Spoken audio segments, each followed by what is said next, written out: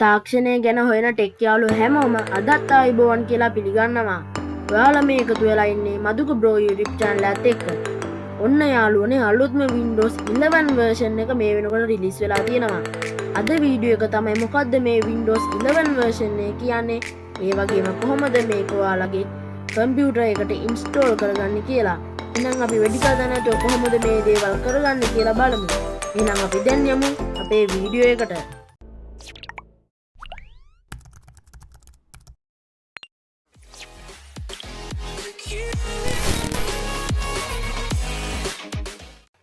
හරියාලුනේ මේ operating system එක ඔයාගේ කම්පියුටර් එකට ඉන්ස්ටෝල් කරනවා නම් ඔයාලා දැනගෙන ඉන්න ඕනේ මොන වගේ රික්වයර්මන්ට්ස් එකක් ඔයාගේ PC එකේ තියෙන්න ඕනේද කියලා. ඉතින් ඔයාලට අවශ්‍ය වෙනවා 1.1 GHz processor එකක්, ඒ වගේම 2GB RAM එකක්, ඒ වගේම 15GB hard space එකක්, ඒ වගේම 1024 ගුණ කිරීම 768 කියන screen resolution එක ඔයාලට අවශ්‍ය වෙනවා.